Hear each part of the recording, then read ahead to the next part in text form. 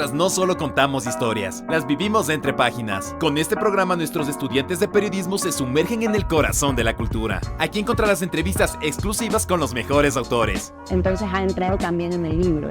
Incluso cuando hay dos personajes centrales tiene que haber 10.000 alrededor, porque... Leídos los cuentos, miro nuevamente el título de la obra.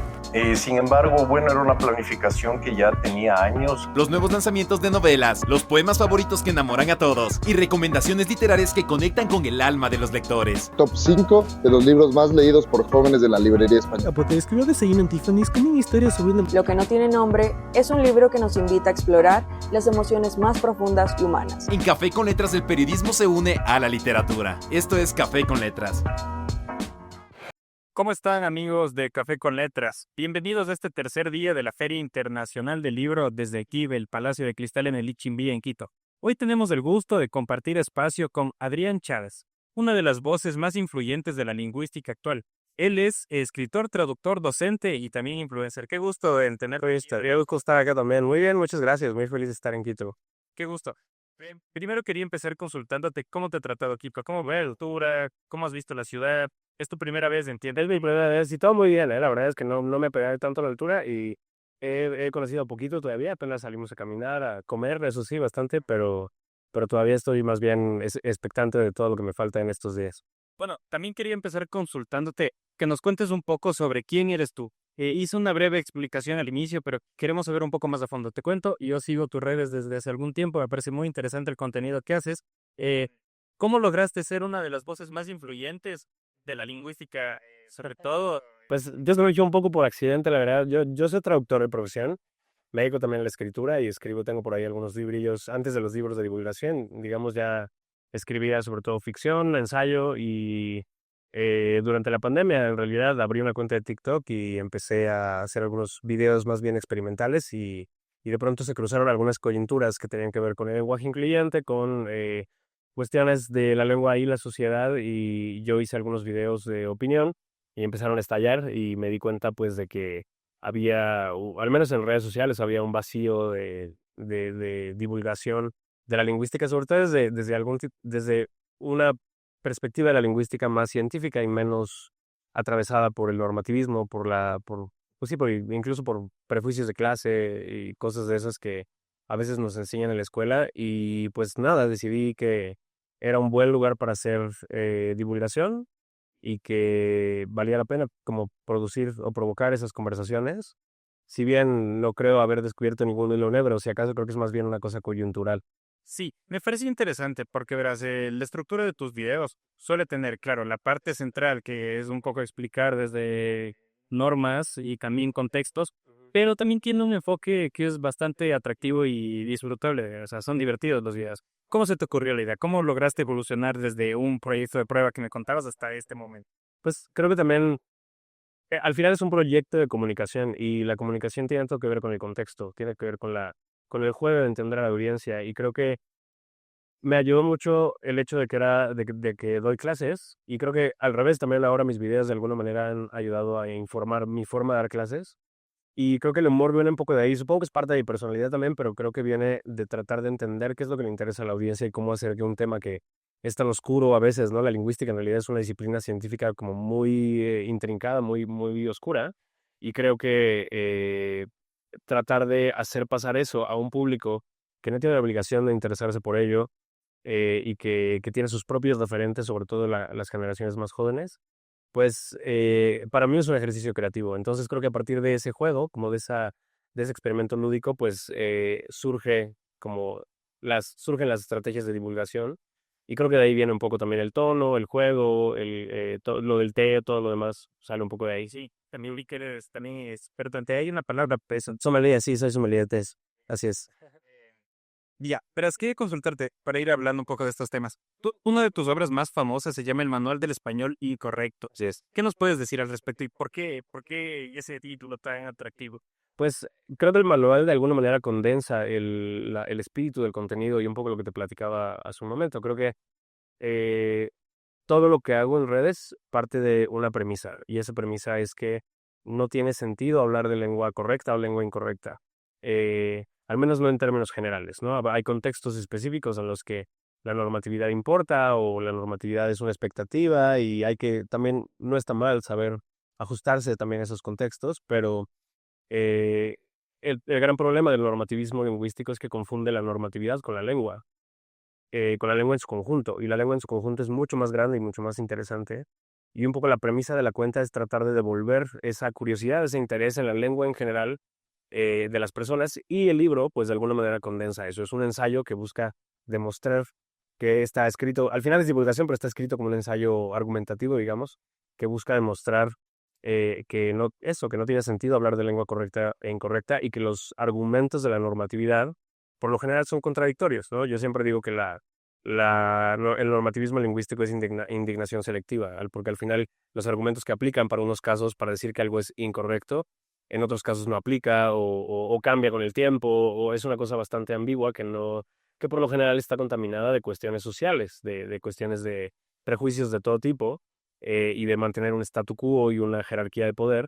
Y bueno, un poco la idea del libro es poner el dedo en esa llaga, ¿no? Y arrinconar un poco la lógica de la normatividad para recordarnos que la lengua en realidad es mucho más que solo la lengua normativa. Justo me comentaban que ayer tuviste una charla en la que se habló de este tema y que se hablaba un poco sobre esta diferencia entre las reglas normativas, la lingüística y entender el contexto. ¿Puedes contarnos un poco más, aparte de lo que ya nos venías diciendo? Sí, claro, sí, ayer platicamos precisamente de esa diferencia y está un poco en lo que decía hace un momento. El gran problema con la perspectiva normativista de la lengua es que confunden la lengua con solo la lengua normativa, ¿no? Entonces, eso hace que la gente diga cosas como que tal o cual persona no sabe hablar español, cuando en realidad lo que quiere decir es que no se ajusta al patrón normativo, ¿no? A la lengua estándar, que es muy reducida, es que no habla nadie, además, porque nadie habla español normativo, todo el mundo habla una manifestación diversa, ¿no? Atravesada por, sí, claro, el lugar, el grupo social, incluso la generación, por ejemplo. Entonces, hay un capítulo del libro en el que se llama así, el español no existe, ¿no? Porque al final eso, eso es un poco lo que trato como de ilustrar, que el español, lo que nos dicen que es el español, en realidad es muchas versiones del español. Y lo que platicábamos ayer era eso, que al final el problema del normativismo es que reduce la lengua como a una especie de ideal al que uno tiene que aspirar. Y entonces eso se traduce pues en una culpa, ¿no? De que siempre sientes que no hablas suficientemente bien. Se traduce también en desvalorización de diversas variantes, de diversas formas de hablar. Y sobre todo, y creo yo, lo más grave es que inhibe la curiosidad, ¿no? Lo que decía hace un momento, que cuando estás atravesado por el normativismo lingüístico, cuando te topas con un uso lingüístico ajeno, como me está pasando a mí, por ejemplo, ahora ahora que estoy aquí en Quito y que escucho palabras distintas y tal, hay dos posibilidades. La primera es decir por qué, por qué, ¿no? Con resistencia. La otra es decir por qué con curiosidad, ¿no? Como, por qué, cómo llegaron ahí, o cómo llegaron a esa solución, o por qué hablamos distinto, o qué dice eso de nosotros, de nosotras. Y creo que el punto de la charla de ayer, un poco del libro y creo de todo mi contenido, es eso, es sustituir la resistencia por curiosidad, ¿no? La normatividad por curiosidad. Pero lo que dice aquí. Sí, detente ahí. Sí, claro, a veces por ejemplo, me pasó que llegamos, pedí un agua, que por cierto, yo le digo agua mineral, acá me parece que es agua con gas, ¿no? Agua sin gasos. Ah, sí, claro, sí, por la marca, ¿no? Y bueno, me preguntó la chica, la mesera, me pregunta, ¿fría o al clima? Me dice. Y de inicio me sacó de onda porque, ajá, claro, porque en México se dice al tiempo, ¿no? Antes como que al inicio no entendí qué era lo que me estaba preguntando.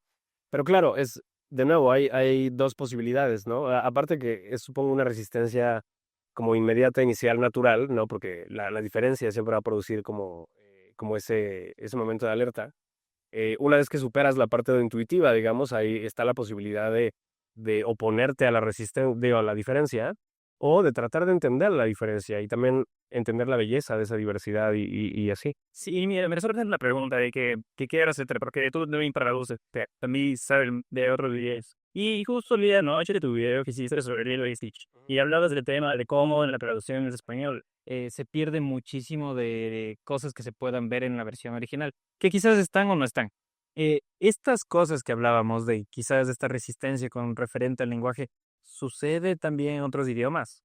Sí, claro, sí, de hecho, hay mucha de las cosas que digo en el libro, por ejemplo, y en el manual, las han dicho antes sociolingüistas, por ejemplo, en Estados Unidos, en Canadá, en Brasil, y son cosas que incluso, es más, una buena razón por la cual yo decidí escribir ese libro es porque no existen traducciones de esos otros libros del portugués, del inglés, y los fenómenos son muy parecidos. En portugués, por ejemplo, que es una lengua que nos es más cercana que, por ejemplo, el inglés, hay fenómenos muy similares a lo que pasa en español, ¿no? También están estas ideas que denuncian estos lingüistas sobre cómo la gente piensa que el portugués de Portugal es mejor, por ejemplo, que el portugués de Brasil, o se percibe como más correcto, se percibe como un ideal. También porque la gente también tiene estos mismos prejuicios respecto al habla rural, el habla no normativa, el habla oral, por ejemplo, incluso. Y sobre todo en países como estos de Latinoamérica, en los que tenemos una diversidad cultural tan grande. Sí, que tenemos el fantasma colonial, ¿no? Detrás, que de pronto hace que sigamos viendo como entre más europeo es algo, lo percibimos como mejor, cuando en realidad, pues, no hay, al menos en términos lingüísticos, no hay criterios para determinar que una variante u otra es mejor. Sí, verás, ahora pasamos a un tema del que me comentaste que hoy vas a tratar, es hoy o mañana, sobre el tema del lenguaje inclusivo. ¿Qué puedo esperar en esta charla? Pues voy a tener un conversatorio con una escritora argentina, entonces no sé cuál es su postura, no sé cuál será los derroteros. Yo, digamos que a nivel personal, el lenguaje incluyente es algo que utilizo, o sea, utilizo sobre todo los dobletes, ¿no? Siempre digo todos, todas, trato de hacerlo, no porque crea que la lengua lo necesita, sino como una declaración de principios políticos. Los marcadores neutros también los uso cuando me parece que es pertinente. ¿Qué son los marcadores neutros? Decir, por ejemplo, todes en lugar de todos, ¿no? Como utilizar el pronombre ella, por ejemplo. Justo tú mencionabas algo clave, que vi en tus vías. Tú decías que el uso de este lenguaje es una declaración política. ¿Puedes explicarnos? Sí, justo creo que es interesante que lo señales porque justo estaba por decirlo. Dije a nivel personal yo lo uso, estoy de acuerdo.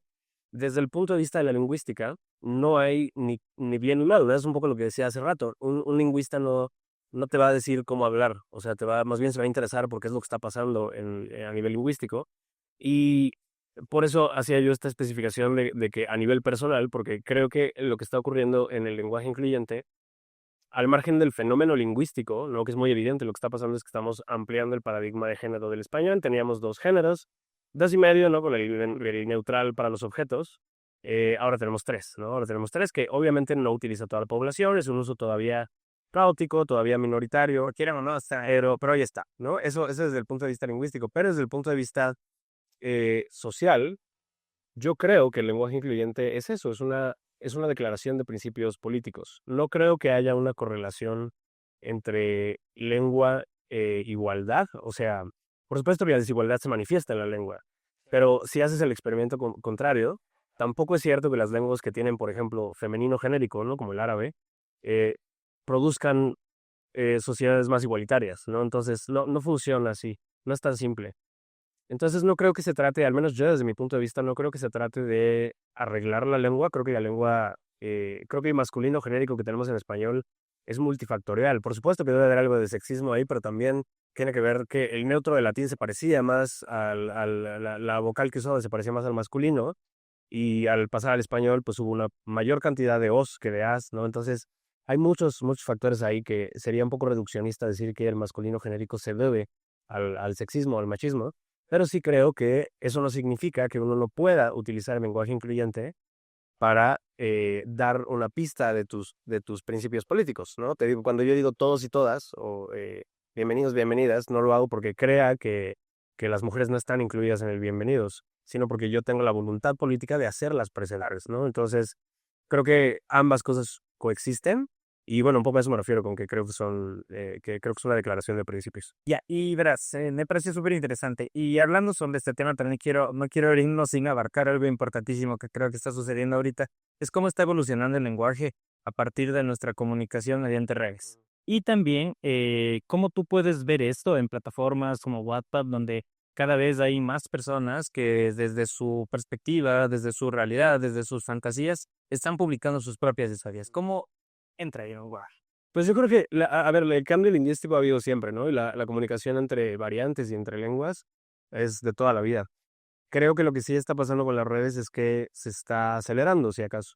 Pero además está pasando también, creo, un fenómeno contradictorio, porque por un lado se está acelerando el cambio, hay, por ejemplo, mucha comunicación entre variantes dialectales, y eso hace que adoptemos usos de otras partes más rápido, pero al mismo tiempo creo esta misma visibilidad que tenemos todas y todos en redes hace que seamos más conscientes de la diferencia. O sea, hoy sabemos cómo hablan, o podemos saber, quiero decir, sabemos, por ejemplo, las generaciones más jóvenes pueden saber más rápido y con más facilidad cómo habla un argentino, por ejemplo, cómo hablan aquí en Quito, o cómo habla un mexicano. Entonces, si bien es cierto que adoptamos cosas, ¿no? También es cierto que somos más conscientes de cómo habla el otro. Y eso creo va a producir también, va a ralentizar como ese desgranaje, digamos, ¿no? Como desgranamiento, pues, de diversas variantes que podrían, no sé, convertirse en otra cosa. Entonces yo creo que es un fenómeno paradójico. Yo creo que está bien, pues. O sea, creo que está bien que desde el punto de vista de celebrar la diversidad, de comprender la diversidad, creo que está bien que tengamos acceso a saber cómo escriben, cómo hablan los otros. Ya, y antes de finalizar, quiero hacer la pregunta personal. Quiero que nos hagas una recomendación de té. No sabes común y que todo el mundo debería probar. Claro que sí. Mira, lo más común es tomar té o té rojo, bueno, negro le decimos acá en Latinoamérica, o té verde, son como los más comunes. Ajá. Pero si tienes oportunidad de buscar un té oolong, se llama oolong. Ajá, también le dicen té azul, pero es una especie de té a la mitad entre el té verde y el té negro. Y es un té más raro, pero es de mis favoritos, entonces. ¿Y cómo lo consigues tú? Pues yo lo consigo, yo busco tiendas ahora ya trabajo con algunas de ellas y ya tengo como gente que a veces me lo mandan de regalo y tal, pero lo ideal es buscar tiendas que vendan té de hoja suelta, té de hoja entera. Porque los que venden en el súper, ¿no? En bolsitas casi siempre, aparte de que son de menor calidad, pues casi siempre tienen solo estos que son más famosos, ¿no? El verde y el negro. Y estoy seguro, ¿no? La verdad no he investigado, pues estoy seguro de que en Ecuador debe haber también gente que se dedique a distribuir té de hoja entera. Y su es similar a... Sí, es parecido, lo veo con 2 gramitos en una taza, lo dejas ahí 3 minutitos y con eso. Excelente. Muchísimas gracias, contrario, gracias con nuestra sesión. Esta ha sido la primera entrevista de muchas que tendremos en este tercer día de la Feria Internacional del Libro. Estamos muy contentos de continuar en este espacio divulgando la cultura de diferentes partes de Latinoamérica y del mundo. Gracias por acompañarnos. En Café con Letras no solo contamos historias, las vivimos entre páginas. Con este programa nuestros estudiantes de periodismo se sumergen en el corazón de la cultura. Aquí encontrarás entrevistas exclusivas con los mejores autores. Entonces ha entrado también en el libro. Incluso cuando hay 2 personajes centrales, tiene que haber 10.000 alrededor, porque... Leídos los cuentos, miro nuevamente el título de la obra. Sin embargo, bueno, era una planificación que ya tenía años. Los nuevos lanzamientos de novelas, los poemas favoritos que enamoran a todos y recomendaciones literarias que conectan con el alma de los lectores. Top 5 de los libros más leídos por jóvenes de la librería española. Porque escribió Desayuno en Tiffany's con una historia sobre Lo que no tiene nombre es un libro que nos invita a explorar las emociones más profundas y humanas. En Café con Letras el periodismo se une a la literatura. Esto es Café con Letras.